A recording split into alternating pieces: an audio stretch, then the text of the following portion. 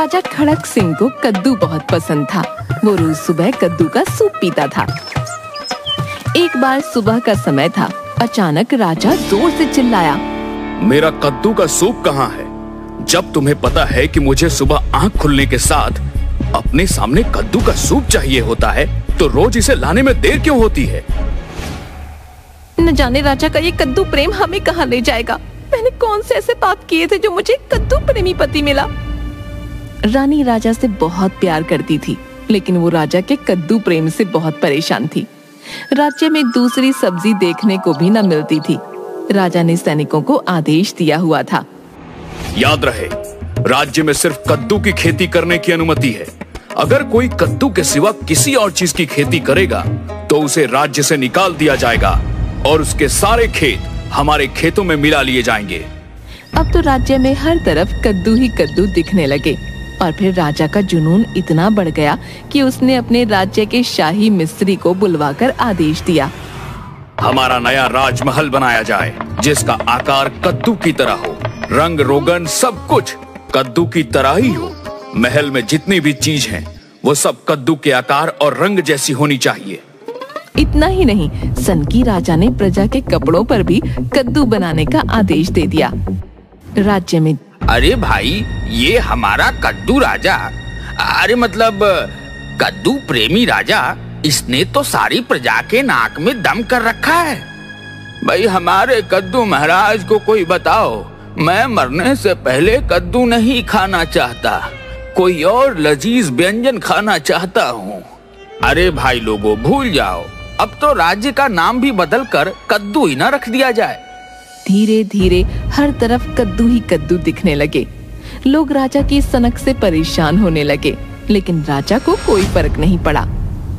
बल्कि एक दिन उसने अपने राज्य के सुनार को बुलवाया, हमारी प्यारी रानी के लिए नए जेवर बनाए जाएं। ये सुनते ही रानी बहुत खुश हो गई और सोचने लगी, राजा मुझसे कितना प्रेम करते हैं, मेरे बिना कुछ कहे हमेशा मेरी कितनी फिक्र करते हैं, मैं बेकार ही दुखी रहती हूँ। तभी राजा ने कहा, लेकिन रानी के नए जेवर कद्दू के आकार और प्रकार के होने चाहिए। उन्हें पहनने के बाद हमारी रानी सबसे अलग दिखे।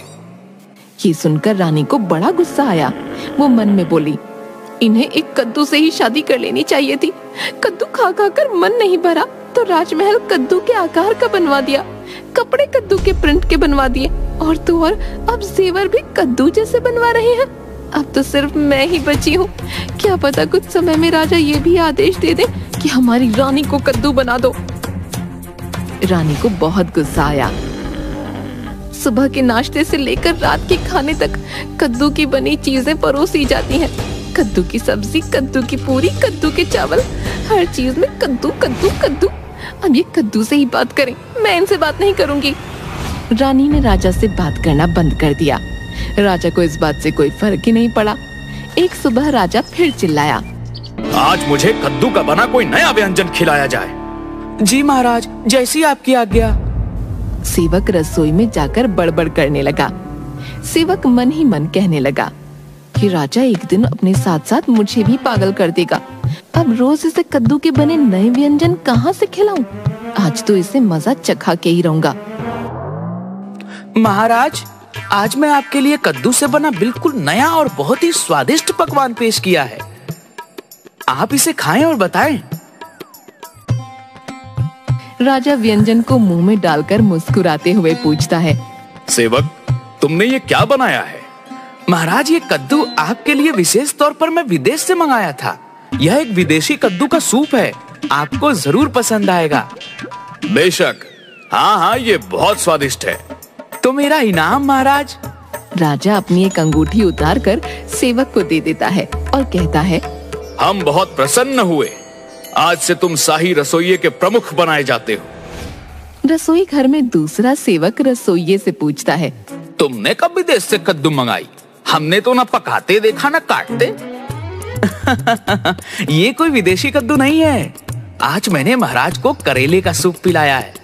दूसरी तरफ महाराज भी सोच रहे थे, कद्दू का स्वाद कुछ करेले जैसा था, लेकिन कद्दू तो कद्दू है, मुझे हर हाल में पसंद है। रानी मैथिली की खिड़की पर रोज एक तोता आता था। और रानी उसे कुछ न कुछ खाने को देती।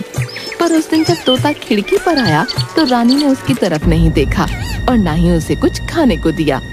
तोते ने आवाज लगाई, रानी, मेरी प्यारी रानी, आज मुझे कुछ नहीं दोगी? लेकिन रानी ने कोई उत्तर नहीं दिया। तोता उदास होकर चला गया।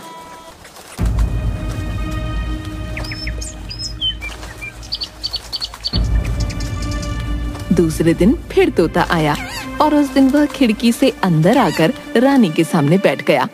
रानी, तुम इतनी उदास क्यों हो? रानी ने कद्दू जैसा मुंह बनाकर तोते को देखा और बोली, क्या तुम्हें मेरा मुंह कद्दू जैसा दिखता है? लगता तो है। मैं बहुत दुखी हूँ। धीरे धीरे लगता है मैं सच में ही कद्दू की ही ना बन जाऊं। मेरे होते हुए तुम्हें दुखी होने की कोई जरूरत नहीं। मैं तुम्हारा दोस्त हूँ। मुझे बताओ, आखिर माजरा क्या है? फिर रानी ने तोते को सारी बात बताई और कहा, मैं राजा के इस कद्दू प्रेम से बहुत तंग आ चुकी हूँ, लेकिन मुझे समझ नहीं आता कि मैं क्या करूँ। जादू करो। रानी ने हैरान होकर तोते को देखा और कहा, जादू? मैं भला जादू कैसे करूं? मैं तो एक सीधी सादी रानी हूँ। काश मुझे जादू आता होता। मैं अपनी आंखों के सामने से ये कद्दू हमेशा के लिए हटा देती। रानी, मैं परीलोक का तोता हूँ। तुम्हारी इतनी मदद कर सकता हूँ कि तुम्हें ये जादू मंत्र दे दूँ।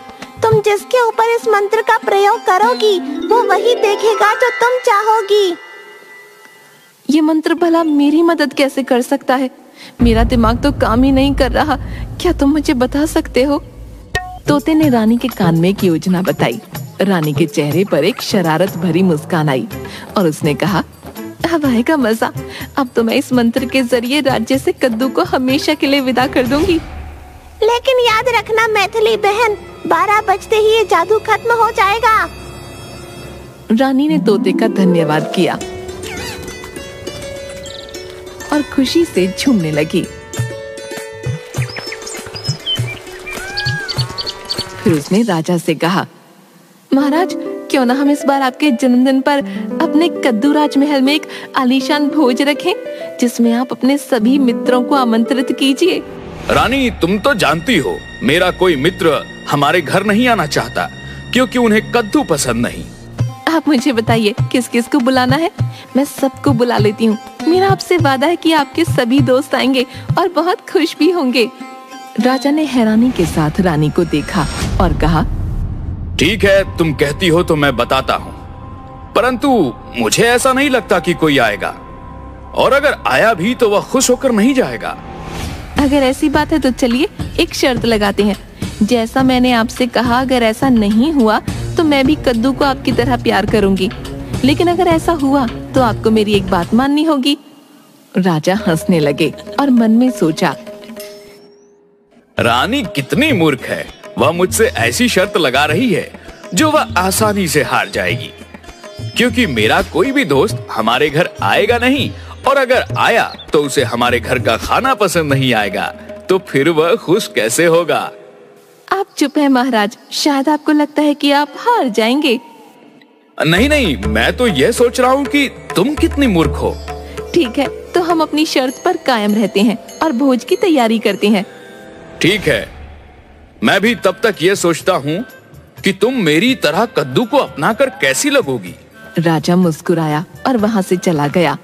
रानी ने भी एक शरारत भरी मुस्कान भरी और भोज की तैयारी में लग गई। सबसे पहले रानी ने राजा के सभी दोस्तों को बुलाने के लिए एक निमंत्रण पत्र लिखा। आज शाम की पार्टी में अगर आपको कहीं पर कद्दू दिखता है या कद्दू से बना कोई भोजन मिलता है तो राजा खड़क सिंह अपना आधा राज्य आपको दे देंगे। जब ये निमंत्रण पत्र राजा के मित्रों को मिला, उन्हें बड़ा आश्चर्य हुआ। कद्दू प्रेमी खड़क सिंह ने ऐसा निमंत्रण पत्र कैसे भेजा है जिसे कद्दू के सिवा कुछ भी पसंद नहीं? उसके घर भला कद्दू से बना सामान या कद्दू से बना भोजन नहीं होगा, ये असंभव है। रानी ने जिस मंत्री को पत्र लेकर भेजा था उसको ये समझाया, मंत्री जी, जब राजा के मित्र ये पत्र पढ़ें तो उन्हें समझना आपका क्या चाहता है।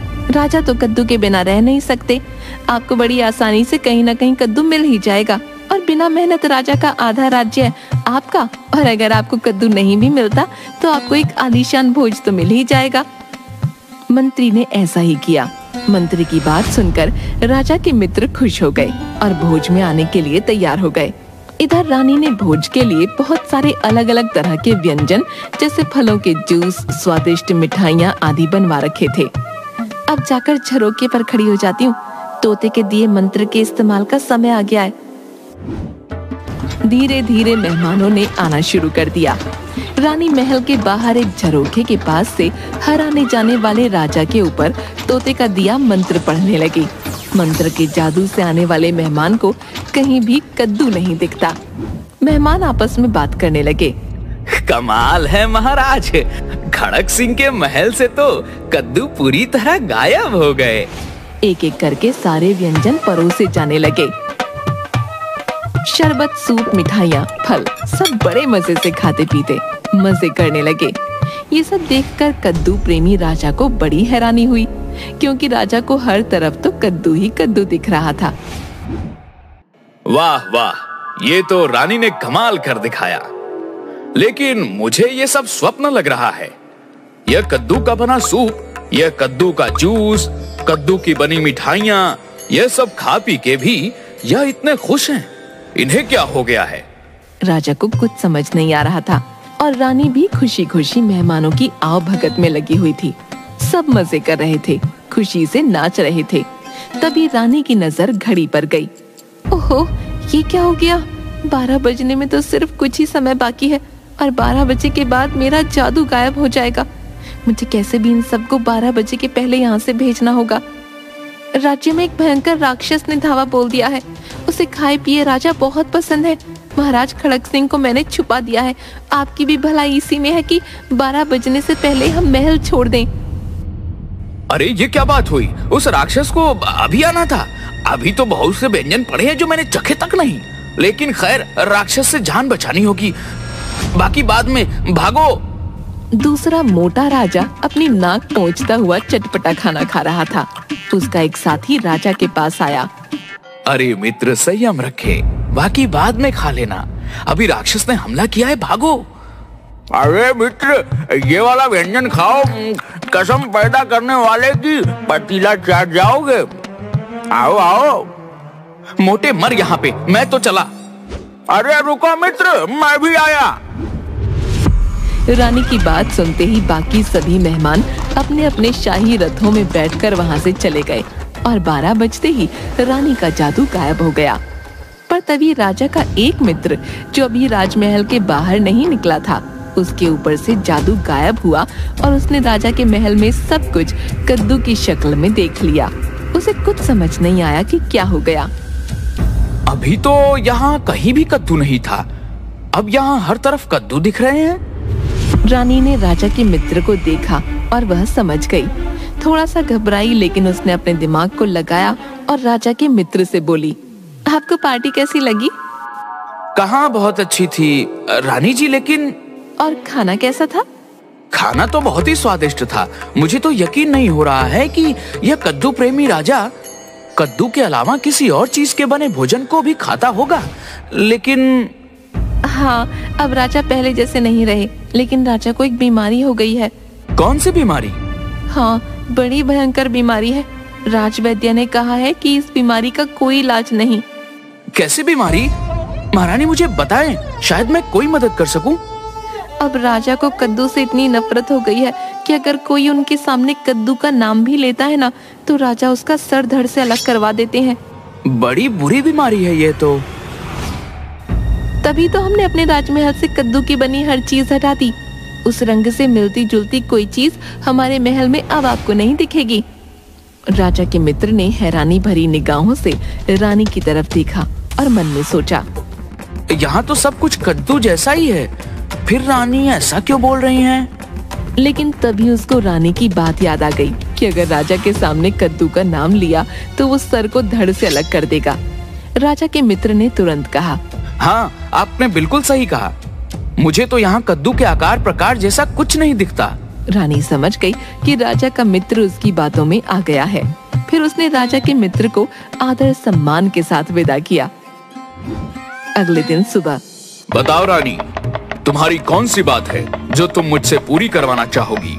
क्योंकि मैं शर्त हार चुका हूँ। सोच लीजिए राजा, आप मुझे अपनी जबान दे रहे हैं और राजा हमेशा अपने वादे पर डटे रहते हैं। तुम बोलो, तुम्हें क्या चाहिए? तुम कौन सी बात पूरी करवाना चाहती हो? मेरे पास तो सब कुछ है। आपने मुझे इतना कुछ दे रखा है और सबसे बड़ी चीज मेरे पास है आप, जो मुझसे इतना प्रेम करते हैं, मेरा सम्मान करते हैं, बिना कुछ मांगे बिना कुछ कहे मेरी हर इच्छा पूरी करते हैं। तो अब मैं आपसे और क्या मांगू? फिर भी तुम शर्त जीती हो तो तुम जो चाहो वो मुझसे मांग सकती हो। ठीक है, अगर आप मुझे कुछ देना ही चाहते हैं तो मुझे बस इतना चाहिए कि कद्दू मेरे जीवन से चला जाए, बस इतना ही, उससे ज्यादा कुछ नहीं।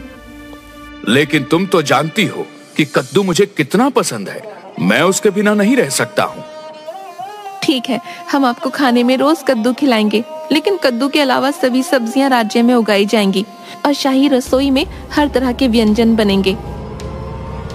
राजा अपनी बात में फंस चुके थे।